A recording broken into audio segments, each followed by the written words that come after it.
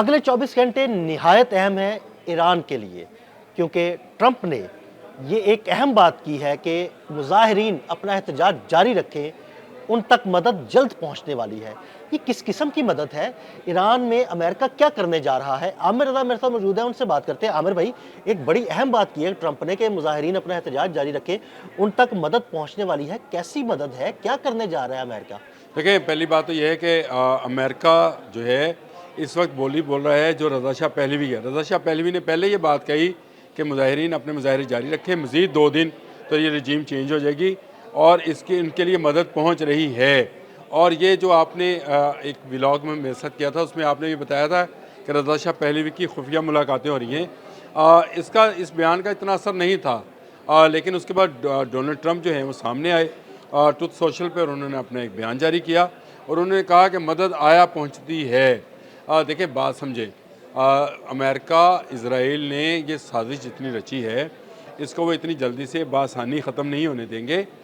ज़रूर अंदर कोई खिचड़ी पकड़ी। देखिए, अरब के जो कंट्रीज़ अमेरिका के साथ हैं, या जहाँ जहाँ अमेरिका समझता है कि ईरान मुखालिफ अनासर मौजूद हैं, उनकी तरफ से ये CNBC की रिपोर्ट दे रहा हूँ आपको। बिल्कुल। उनकी रिपोर्ट है कि अगर ईरान पर हमला किया गया तो ईरान के अवाम यकजा हो जाएंगे ईरान के हिफाजत के लिए। और मैंने आपको ये CNBC ने आज रिपोर्ट शायद की, मैंने आपसे कल ये बात कही थी कि अगर अमेरिका ने डायरेक्ट हमला किया तो ये मुजाहिरीन भी ईरान को बचाने के लिए आ जाएंगे।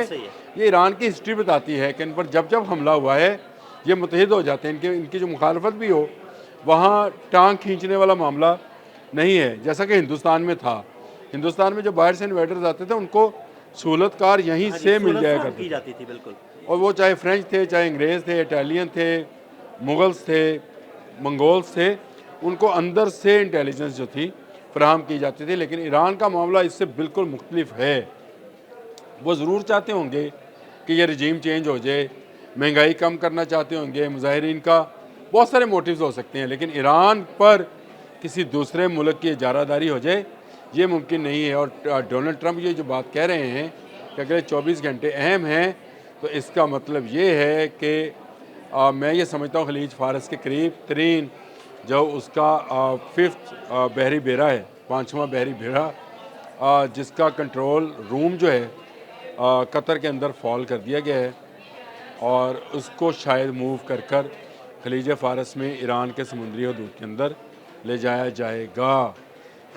यानी उसके करीब ले जाया जाएगा ताकि वहाँ से हमला, उसके करीब आ जाना ही हमला तस्वर होगा। ये ईरान बहुत पहले भी कह चुका है ये बात।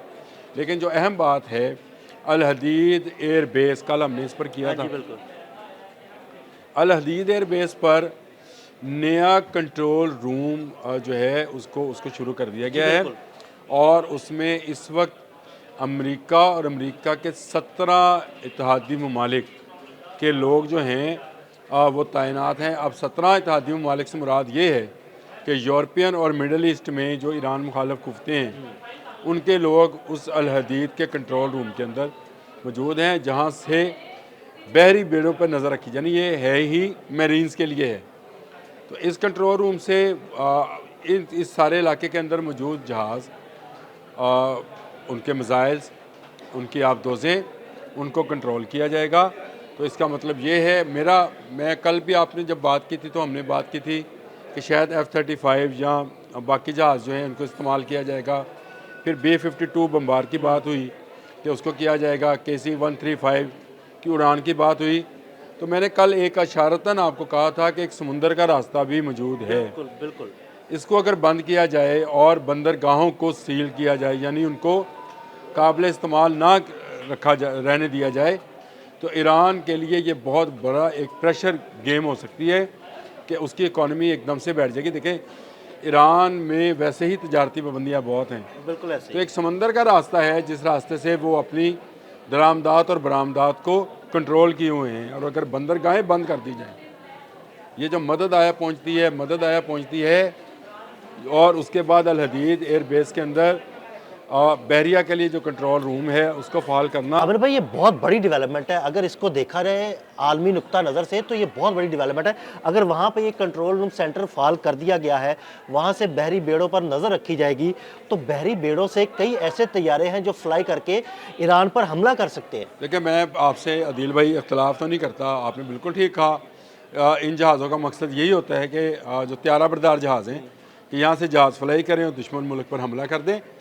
लेकिन बात यह है कि मैंने आपको अभी CNBC की खबर बताई कि अरब ममालिक ये नहीं चाहते हैं कि ईरान पर हमला किया जाए, और इसके लिए मुझे जो नज़र आता है कि ईरान की जो बंदरगाहें हैं उनको कंट्रोल करने के लिए या उनसे तजारत बंद की जाएगी, डायरेक्ट हमला नहीं किया यानी ये जाएगा। मुआशी हमला करने की तैयारी हो रही ये है। मुआशी हमला नहीं होगा, तो ये फिज़िकल हमला ही, यानी किसी जहाज़ को वहाँ से अगर नहीं निकलने दिया जाता तो ये मुआशी हमला नहीं है, ये फिज़िकल मुआशी हमला डोनाल्ड ट्रंप ने अभी से 24 घंटे पहले किया है, जो उसने 25% टैरिफ लगा दिया, जिसका शिकार रशिया भी हुआ, चीन भी हुआ, भारत भी हुआ, और इस पर चीन बची हुआ है। भारत को भी भारत के तोते भी उड़ गए, क्योंकि सस्ता तेल तो ईरान के रास्ते से आता था।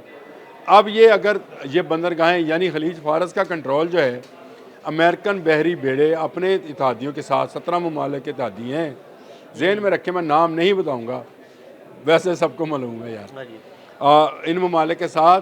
तो इसका मतलब है कि खलीज फारस में अगले आने वाले 24 घंटों में ये जो मदद आया पहुंचती है वो बहरी बेड़ों की मदद होगी, और उससे बंदरगाहों को जो है नुकसान पहुंचाया जाएगा या उन्हें बंद कर दिया जाएगा।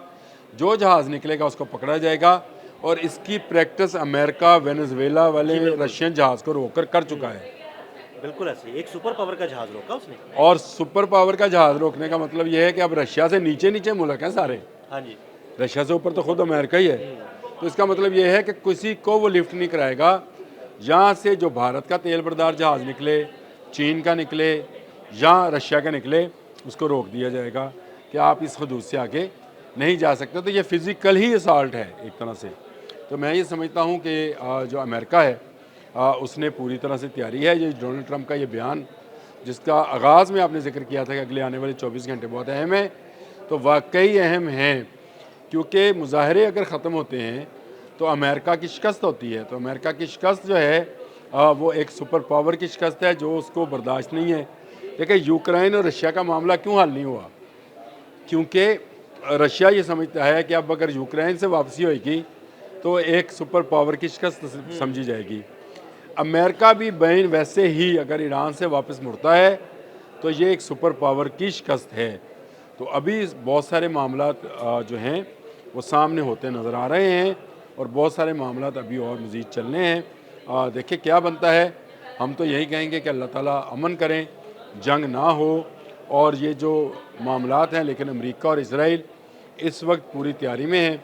रज़ा शाह पहलवी, उनके अंदर की फ़ोर्स, ईरान के अंदर भी लोग मौजूद हैं जो रज़ा शाह पहलवी को लाना चाहते हैं। और जो बयान रज़ा शाह पहलवी की तरफ से आया था मदद का, उसका भी ज़रा खुलासा कर दूँ, वो बहुत देर हो गई, आप सोच रहे होंगे। मुझे ये लगता है कि पासदारान इस्लाम के अंदर भी कुछ एलिमेंट्स जो हैं वो दोबारा शाही अदवार को लाना चाहते हैं। अगर ऐसा मामला हुआ तो ये फिर दो तरफ़ा जंग जो है ये ईरान के लिए मैं समझता हूँ कि नुकसान का बायस है। बहुत शुक्रिया आमिर रज़ा जी। बिल्कुल, आमिर रज़ा ने इस सारे मामले पर बड़ी तफसील के साथ रोशनी डाली। अदील अहमद और आमिर रज़ा को इजाज़त दीजिएगा। अल्लाह हाफ़िज़।